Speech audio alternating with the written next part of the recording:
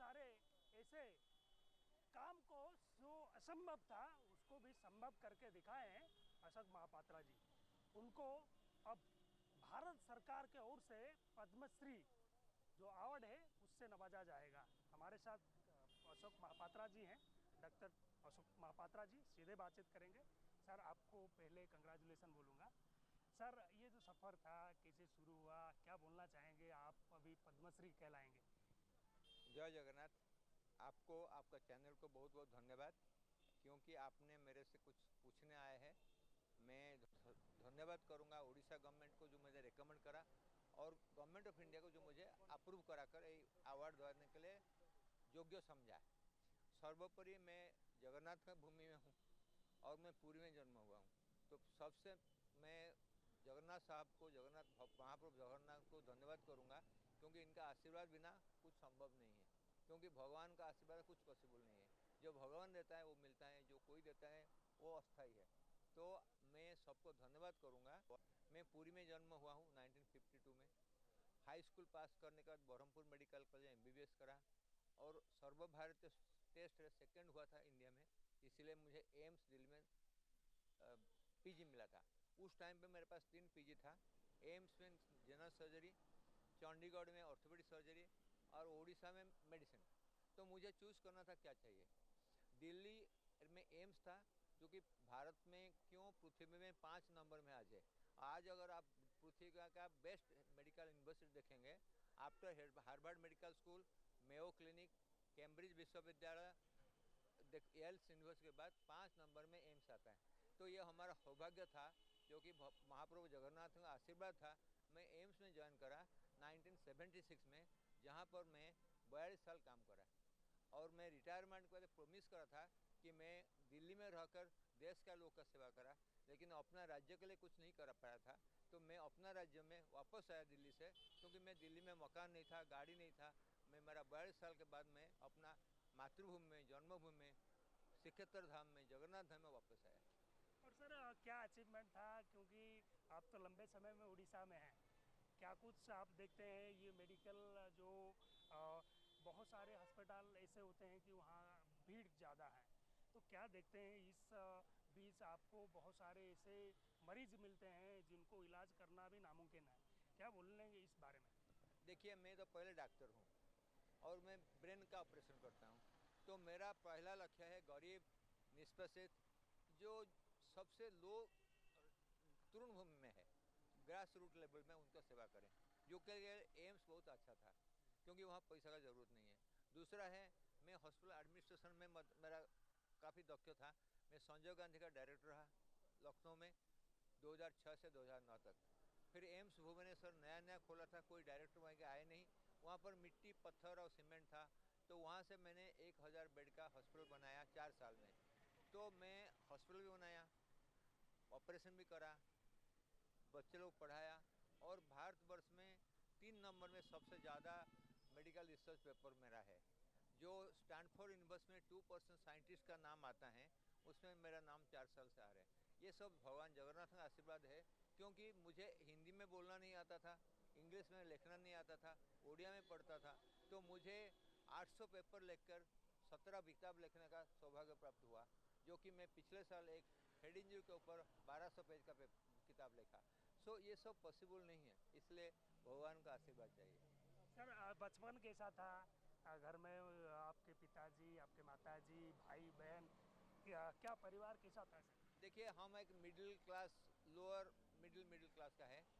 मेरा father police चाकरी छोड़ दिए थे 1944 में, पुलिस इंस्पेक्टर ज्वाइन करे ब्रिटिश टाइम में। उनको अच्छा नहीं लगा, वो छोड़ दिए और खेती करे।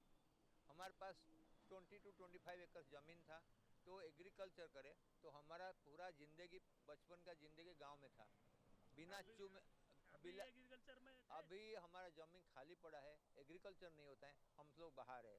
तो इसमें कोई चाष नहीं होता, खेती नहीं होता है। कोकोनट ट्री भी मर गया। मेरा फादर कोकोनट फार्मिंग करते थे, आलू फार्मिंग करते थे, जूट करते थे, नाना पर करते थे। तो ही वॉज ए ट्रेंड मैंने एग्रीकल्चरिस्ट आफ्टर डूइंग ग्रेजुएशन।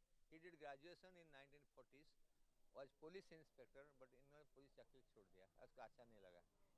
तो ये हमारे प्रेरणा था कि एक उत्कृष्ट उदाहरण के जब हम देखते थे, मेरा फादर साखी गोपाल कोकोनट कोऑपरेटिव के प्रेसिडेंट थे, तो उनको कोकोनट के साथ बहुत लगान था। तो नारियल कैसे फलेगा, उसका चारा कैसे बनेगा, कैसे इसका ज़्यादा पेड़ लगेगा, क्योंकि एक कोकोनट एक कैश क्रॉप है, आप इसको बेच दिया तो इमीडिएट कैश मिल जाते हैं। राइस के ऊपर कोई भरोसा नहीं है, आप जानते हैं बारिश आ गया फ्लड। तो he was educationist who went to agriculture in 1945। Sir कैसे आपको सबसे बड़ा अचीवमेंट क्या है आपका, और क्या बताना चाहेंगे आने वाले जो युवा डॉक्टर हैं उनको कैसे प्रेरणा आपसे मिलेगा, कैसे करना चाहिए उनको, कैसे इलाज करना चाहिए, कैसे जो मरीज आते हैं उनको इलाज करके, इलाज से रोग मुक्त करके वापस भेजना चाहिए, कि क्या बताएंगे इस पर? सबसे बड़ा अचीवमेंट है कि भगवान मुझे डॉक्टर बनाए, क्यों मैं चाहता हूँ कि डॉक्टर प्रोफेशन से अच्छा प्रोफेशन कोई नहीं है, क्योंकि गरीब को सेवा करना है तो आप डॉक्टर बन जाए। दूसरा है, डॉक्टर है तो मोटिव नहीं होना चाहिए। ये बोल सकते हैं जो 1 करोड़ देकर MBBS का डिग्री करता है उसको फ्री सर्विस दे सकता है। सौभाग्यवशत मुझे मेडिकल पढ़ने पैसा खर्च नहीं करा पड़ा, क्योंकि मैं मेरिट में था। मैं मेरिट में MBBS करा, मेरिट में PG करा, मेरिट में न्यूरो सर्जरी करा, और एम्स में 42 साल करा। ये तो भगवान का आशीर्वाद है। लोग बहुत मेहनत करते हैं, MBBS नहीं मिलता है, PG नहीं मिलता, कुछ नहीं मिलता है। तो मुझे पैसा में लालच नहीं था। हमने सोचा कि ये हॉस्पिटल लाइक ए टेम्पल, और हमारा भगवान है मरीज। मरीज के माध्यम में हम भगवान प्राप्त कर सकते हैं, क्योंकि मानव सेवा ही माधव सेवा है, और गॉड इज ए प्रेजेंट आज आत्मा इन एवरी ह्यूमन बीइंग। तो सबका सेवा करना चाहिए। धन्यवाद।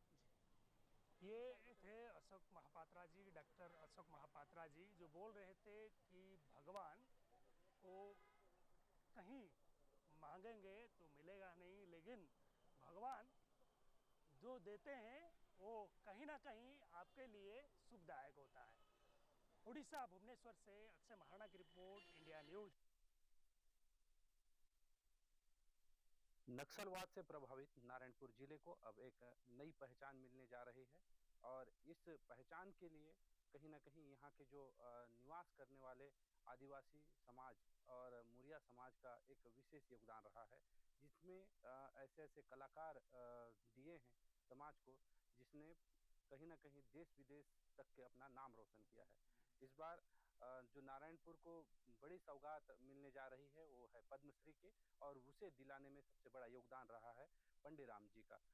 पंडीराम जी हमारे साथ मौजूद हैं, हम उनसे बात करेंगे और जानेंगे कि उन्हें कैसा महसूस हो रहा है।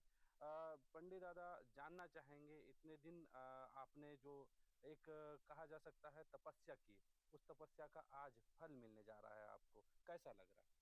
ये तो बहुत खुशी की बात है बाबू। इतना दिन काम करने के बाद ये जो अभी पद्मश्री अवार्ड मिला, अभी घोषणा हुआ है आज, तो बहुत मेरे को खुश लग रहा है। इससे पहले बात करें कि आपके द्वारा जो कलाकृति बनाई जाती है उसके बारे में हम बात करते हैं। क्या क्या कलाकृतियां आप बनाते हैं? मैं तो लकड़ी का कंघी शुरुआत किया था बाबू। लकड़ी का कंघी, लकड़ी का चुनौती, लकड़ी का पिलर, लकड़ी मूर्ति, और लकड़ी का सारंगी। हम लोग एक बजाने का एक वो लकड़ी का, उसको कोटोड़का बोलते हैं, वो ऐसा बनाता था। और एक चरहे बोलते हैं हम लोग, वो भी बजने वाला इंस्ट्रूमेंट है। और बांसुरी, बांस का, ये मुंह से बजाने वाला, एक आवाज़ से बजने वाला, ये बांसुरी में बनाता था। आज आपको पद्मश्री सम्मान से सम्मानित किया जा रहा है, इससे पहले और क्या क्या सम्मान से सम्मानित किया गया है? कैसा उस समय का क्या माहौल रहा है, और आज उस माहौल में क्या बदलाव आया? बदलाव तो बाबू यही आया है। उस समय अभी मेरे को 2019 में राज्य स्तरीय पुरस्कार मिला, और ये 2013 में ललित कला अकादमी ऑल इंडिया की तरफ से केरल में एक कोची में एक अवार्ड मिला।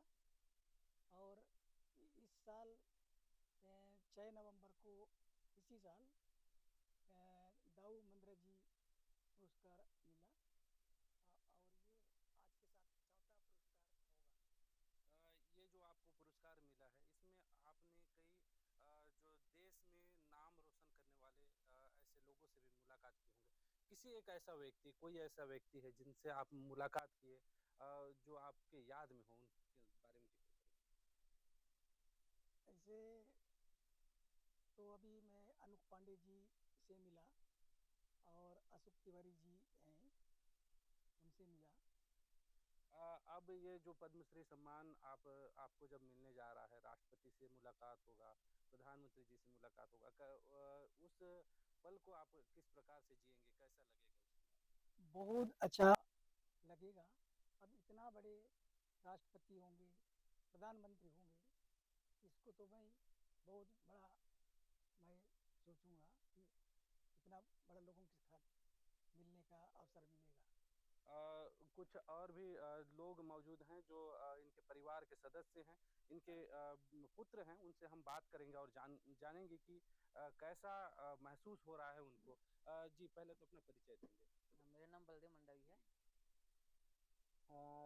बलदेव मंडावी जी, आप का परिचय इतने में सीमित हो जाए ये तो नहीं है, उसके बारे में आप अपने बारे में कुछ बताएंगे। जी, मैंने मतलब इंदिरा कला संगीत विश्वविद्यालय में मैं मूर्ति कला में मास्टर्स किया हूँ। आप ये जो कलाकृति जो सीखे हैं, आपके भी कलाएं हमने देखी है।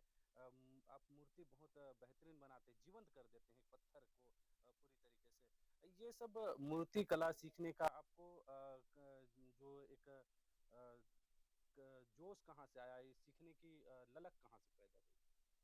ये तो मैंने मतलब मेरे पापा करते ही आ रहे थे, मतलब 30-40 साल उनको करते हुए आ रहे थे, तो फिर मैं बचपन से ही देखता आ रहा था कि अ, हमारी जो संस्कृति है, जो लोक कला है, वो सबको देखते आ रहा था। तो फिर मैंने सोचा कि इसमें थोड़ा सा और मॉडर्न कैसे बनाया जाए और कैसे सीखा जाए करके मैंने इंदिरा कला संगीत विश्वविद्यालय में मतलब ज्वाइन कर लिया। आप अभी कौन कौन सा कलाकृति करते हैं और अपने पिताजी के बारे में बताएंगे? वो एक इतने ऊंचे स्तर पर आज चले गए हैं कि देश का सर्वोच्च सम्मान उनको मिलने जा रहा है। कैसा लग रहा है अब? सबसे पहले तो पिताजी को बहुत बधाई देते हैं। और मैं लकड़ी, पत्थर, सीमेंट, फाइबर, मेटल, पेंटिंग्स ये सब कलाकृति बनाता हूँ। जी। कहीं ना कहीं जो पिताजी से मिले हुए विरासत है उसको आगे बढ़ा रहे हैं। जी जी। हम इसीलिए भी मैंने ज्वाइन कर लिया कि मतलब फाइन आर्ट, क्योंकि जो पापा का जो विरासत में मिली हमारी कला, उनको मैं और आगे ले जाऊं और उनकी कला को मैं जीवित रख सकूं। ये जो अभी जो आप लोग रह रहे हैं, थोड़ा घर के बारे में बताएंगे। घर हम देख रहे हैं, थोड़ा इधर बताएंगे। ये जो घर है, परिवार का घर, एक कितने सालों से यहाँ पे आप लोग निवास कर रहे यहाँ पे तो कम से कम 30 से 35 साल हो गए, उससे भी ज़्यादा होगा, क्योंकि ये दादाजी ने ही बनाया था, उसी घर पे रह रहे हैं हम। यहाँ पर अभी कितने परिवार आप लोग रहते हैं? यहाँ पे तो हम 24-25 लोग रहते हैं यहाँ पे। अभी जिस प्रकार से जो पिताजी को पद्मश्री मिलने की बात सामने आ रही है, उसके बाद क्या कुछ बदलाव आएगा इस जीवन में, और क्या कुछ बदलाव देखने को मिल रहा है अभी वर्तमान? बदलाव तो कुछ आएगा नहीं सर, और इस कला को हम और कैसे जीवित कर रखें और कैसे आगे ले जाएं, इसमें और सोचेंगे, और लोग और ज्वाइन कर लेंगे इसमें, और लोग अगर इंटरेस्ट हैं तो वो सीखने आएंगे, सिखाएंगे, यही सोच रहे हैं सर। ये हमारे साथ मौजूद थे पद्मश्री सम्मान से सम्मानित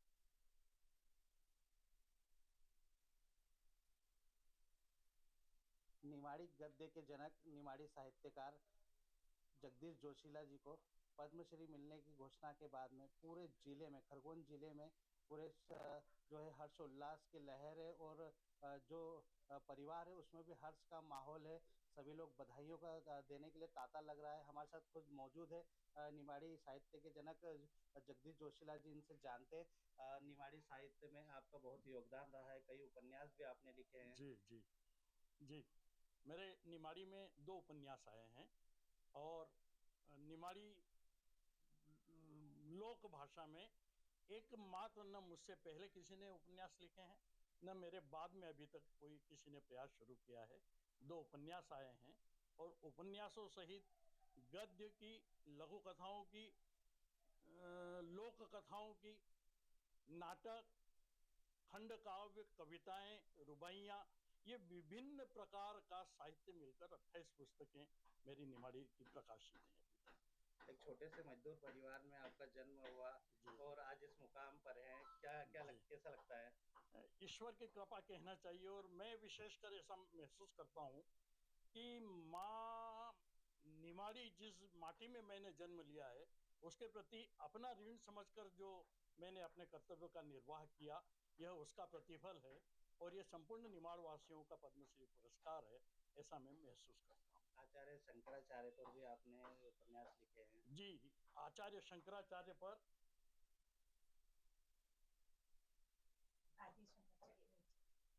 यह उपन्यास है वेदांत धर्म संस्थापक आदि शंकराचार्य।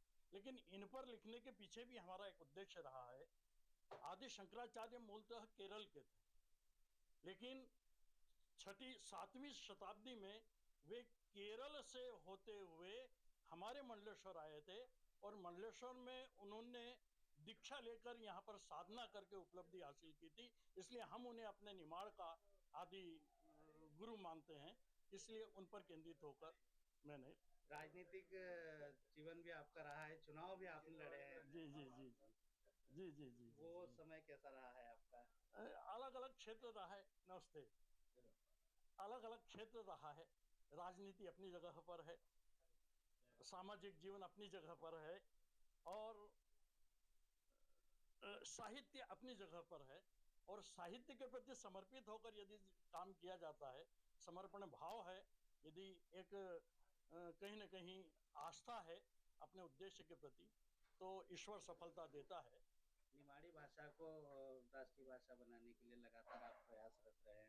वह राजभाषा, मूलतः निमाड़ी अभी लोक भाषा है जिसे बोली कहते हैं, और दुर्भाग्य हमारा ये रहा कि इस देश में जो 350 वर्षों का जो भक्ति काल हमारे भारतवर्ष का रहा 16वीं शताब्दी तक, उसमें जितने संत कवि हुए थे उन सब कवियों की जो साहित्य था उसको आधार बनाकर स्वतंत्रता के बाद सबको भाषा की मान्यता दे दी थी। एक आखिरी सवाल, कैसा लग रहा है आज आपको पद्मश्री से नवाजा जा रहा है? स्वाभाविक है, यह देश का सर्वोच्च पुरस्कार है, और यह यदि मुझे आप सबके आशीर्वाद से मिला है तो यह मेरा सौभाग्य है, और मां निमाड़ी को यह समर्पित है। हमारे खरगोन जिले के विधायक, खरगोन विधानसभा के विधायक श्री बालकृष्ण पाटीदार जी भी यहाँ बधाई देने पहुंचे हैं। कैसा लगा आप जिले? चलो, बहुत बहुत बधाई। क्या कहना चाहेंगे दादा?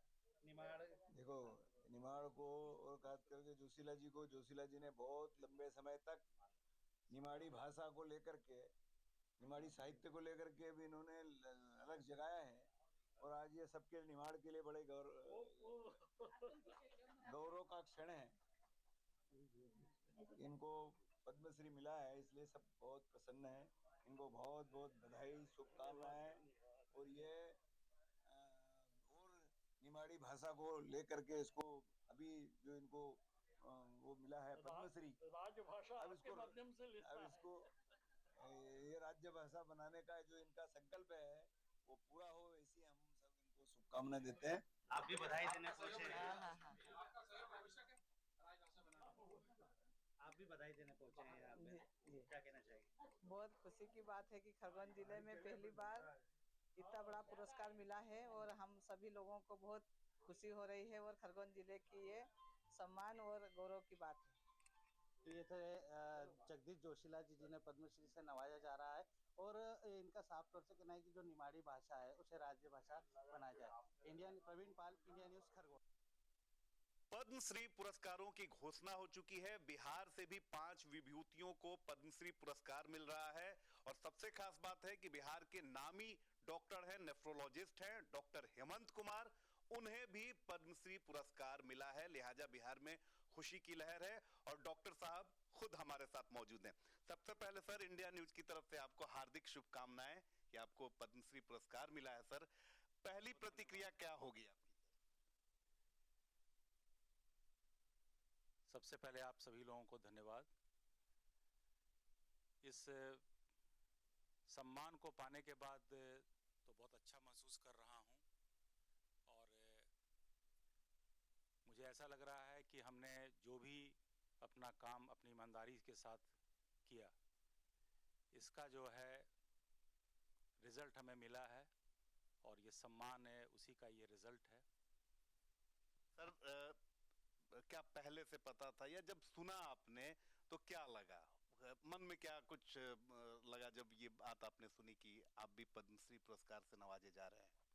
नहीं, ये तो जब दूरदर्शन में दिखाई, न्यूज़ में आया, समाचार में आया कि मेरा नाम भी बिहार से नामित हुआ है, रिकमेंड हुआ है पद्मश्री के लिए, उसके बाद ही मुझे पता चल पाया कि मुझे ये सम्मान मिलने जा रहा है। सर उस समय क्या लगा? कितने लोगों के फोन आने लगे होंगे आपके पास, क्योंकि आपने काम जो किया है वो भी हम अभी बताएंगे अपने दर्शकों को। तो जो आपने काम किया सर, और उस चीज का एक तरीके से कहें तो रिवॉर्ड मिला आपको सर, तो फिर लोगों के जब फोन आने लगे तो क्या सर, क्या लोगों से बात हो रही थी? नहीं, जब हमारा नाम दूरदर्शन में दिखाई पड़ने लगा समाचार में, तो उसके बाद तो लगातार हमारे पास मेरे मित्रगण, हमारे स्वजन लोगों का लगातार फ़ोन आने लगा और सभी लोगों ने हमें बधाई दिया और साथ में ये भी कहा कि आपने जो कार्य किया है नेफ्रोलॉजी के क्षेत्र में, मेडिसिन के क्षेत्र में, तो उसी कार्य का जो है ये हम लोग उम्मीद कर रहे थे कि आपको ये सम्मान मिलना चाहिए और इस बार आपको मिला है, तो उन लोगों ने अपनी बहुत ही खुशी व्यक्त की इसके लिए। आप तो सर उम्मीद